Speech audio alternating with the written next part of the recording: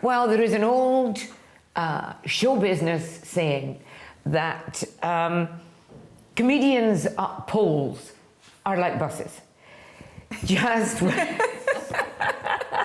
no, there isn't.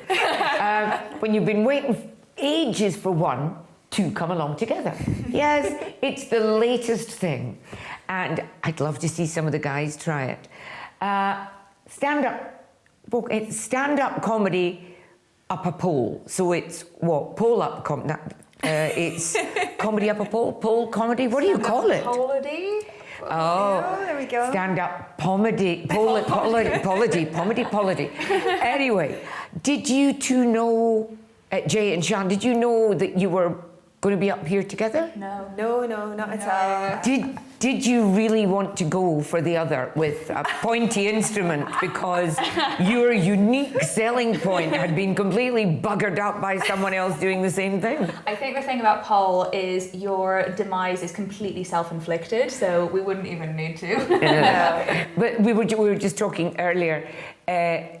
You're all about, well, you're partly about dread, and you're all about joy. Is that all about? So really, you should do your shows simultaneously, side by side, Yeah. and people can kind of have a kind of bipolar experience. There we are. Oh, bloody hell.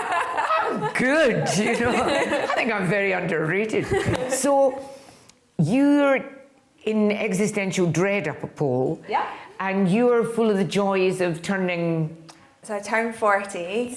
You don't look it. Oh, I did once. Yeah, mine is just all about kind of trying to embrace changes that everybody is telling you, you know, this, oh, it's hard as a woman to turn 40, it's dreadful as a woman to turn 40. And I just thought, well, I'm going to do it. I'm going to do it right. I'm going to do it up a pole. Fantastic. And find my sexy. So yeah. Wonderful. And you kind of put like a deadbolt, I hope she won't mind if I describe her like that, a deadbolt on your intention by, very clever, by thinking, this might be a crazy idea, but I'll tell Karen Corrin about it. Yeah. So I sat down with Katie and Karen Corrin in October last year, and I said, you know, I have this big idea for the Fringe, and I basically said, I'm going to do it up a pole. And Katie looked scared, and Karen went, yes, that's it, brilliant, amazing, do it. So yeah, I had to do it. Well, exactly, there's no going back. I'd never even touched a pole up to that point. I mean, I'd done little classes before, but I was not in training or anything when I decided I was doing this. In October last year? In October last year, yeah. You were a pole virgin? I was a pole... I dabbled, but...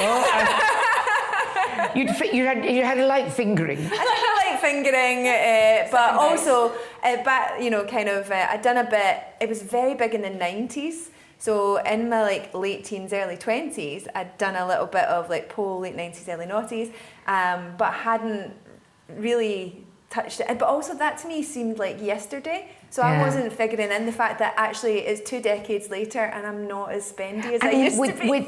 But not just that, there are muscles that you use to keep your body on a pole that you just don't really use for anything else. I know. I didn't even know what intercostal muscles were. I didn't. I thought intercostal is what posh kids did in a gap year. I had no idea what. When they told me I'd torn my intercostal muscles, I was like, where are they? You've injured yourself.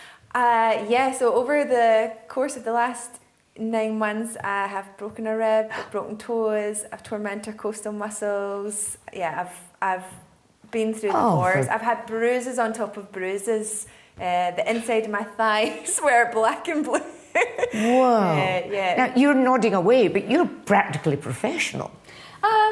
Sort of. I mean, I kind of zigzagged around because I was quote-unquote pole dancing professionally before ever taking a class. Because in a strip club, you don't get any training. They just say, yeah, watch the other girls and good luck. Yeah, do what they do, yeah. Yeah, which to be honest, it's been very useful for figuring out this show because, I mean, I kind of really envy people who started pole dancing through university or through like a beginner's course because you get a real like foundation, and I'm sort of trying to reverse engineer that now by going to classes. But you do get the thing from stripping that, because you have to just go and do your stage show and fill the time for 3 minutes, that you get up there, hope for the best, but you freestyle through like 3 minutes. So there was a kind of sort of fearlessness. Yeah, no, but but it also is that mindset.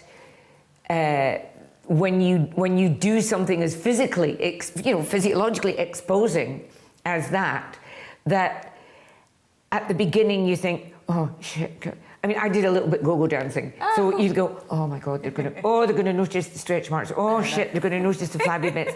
And when you're up there, they're not noticing. Something happens, but a gorgeous filter comes down, over the audience, and so you must, as a newbie, and you must know, it's a real buzz because people are looking at you in such an admiring way. I love how you said gorgeous filter. Sometimes it's just low lighting. Oh, well, to be fair.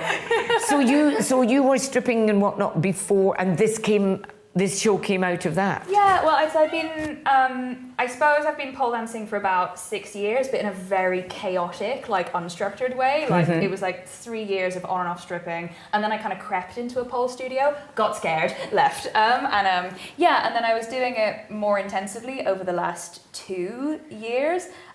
Partly because of the pandemic, of course. Yeah, I brought a pole back to my parents' basement in Belgium where I got stuck, and then all my work disappeared. It was just like I had nothing else to do, so I just pole danced and tried not to go mad, which is why the show's about dread. It's kind of very much that is the thing. So pole dancing and existential dread. Yeah.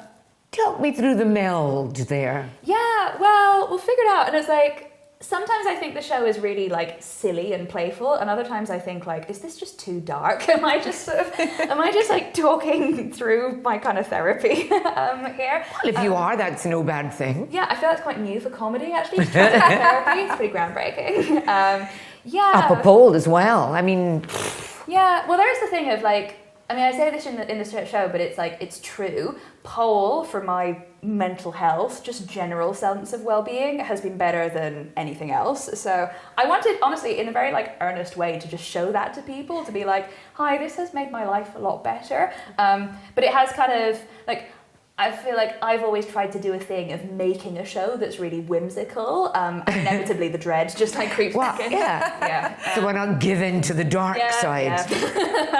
But it is like, I totally agree with you. It's that really is mindfulness, right? It's so mindful because you can't be thinking of other things when you're on the pole. You have to be like, concentrate on what you're doing, otherwise you're going to fall and crack your head open. So you have to be really in your body and in the moment, which is really freeing and liberating thing that you don't get in day-to-day life. Yeah, totally. And I think some people do like meditation or yoga or whatever. I've tried those, but I just can't sit still for long enough. So the pole has just like worked in a way that other stuff me. Yeah. But and how does it work with the comedy? Because in a way, what you've just described there, that mindfulness thing, it's wonderful. It's almost like a very physical, hard to do meditation.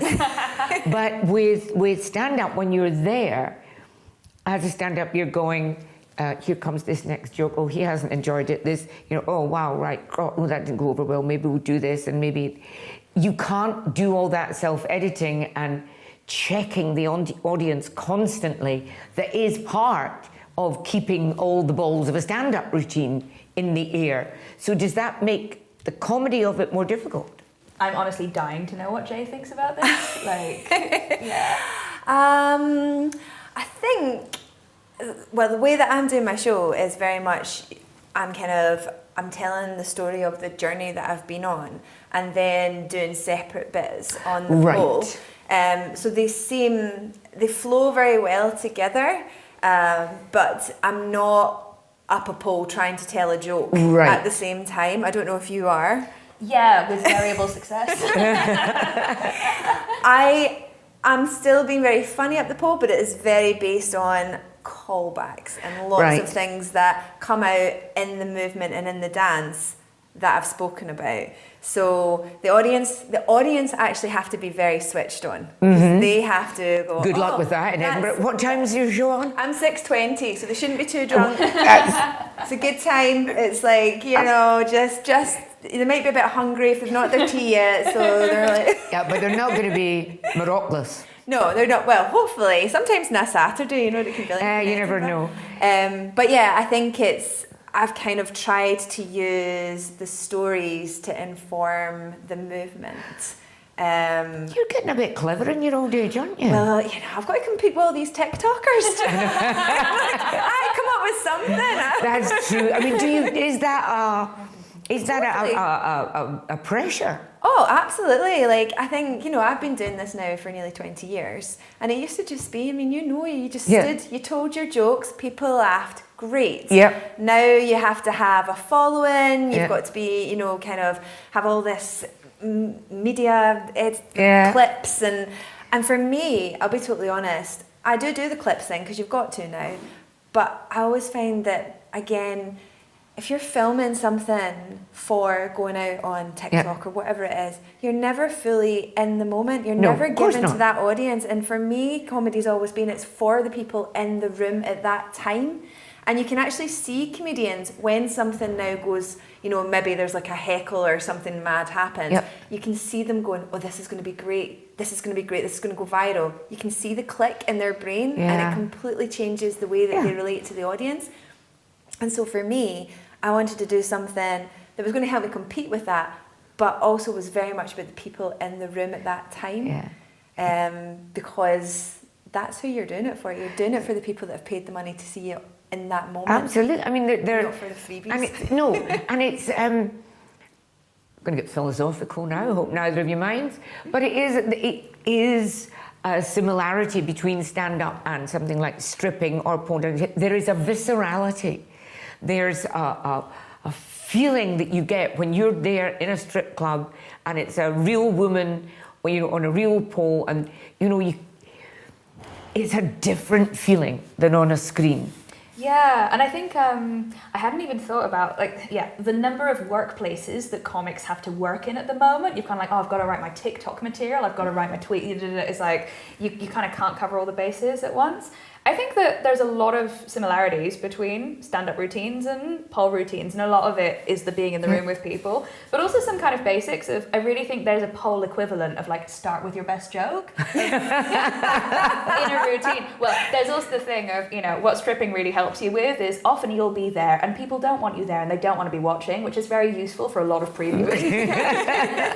But yeah, I think in a pole routine, there is a real mixture of leaning on your familiar material, so like the 2 or 3 tricks that you'll know really well, but then just like responding to what the audience like. And I mean, when I was stripping, I honestly knew 2 tricks really. The rest was just kind of riffing and trying to kill as much time as possible. And also in a strip club, actually pole dancing is kind of a chore. Like you're not making money, it's your little advertising window to try and get dances. So really, the way that pole has evolved in those places is women being really bored on slow nights and just teaching each other stuff, which is pretty like cool. That's where I think the whole like craft has come from, because the customers don't care. They don't really care about like a cool trick or whatever. But yeah, I mean, I hope you two realise that one day this will be taught as part of comedy history.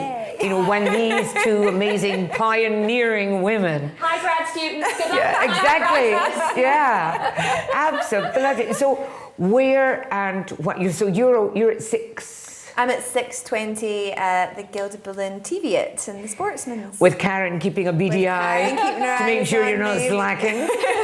And you are? I am at 7:10 at 10 Dome in Pleasance Dome. I've been a coward and taken a lot of days off because I thought I was going to be minced, and I probably will be. So. Well, enjoy your mincing. And I can see chemists everywhere in Edinburgh stock up on the old Ralgex and the painkillers.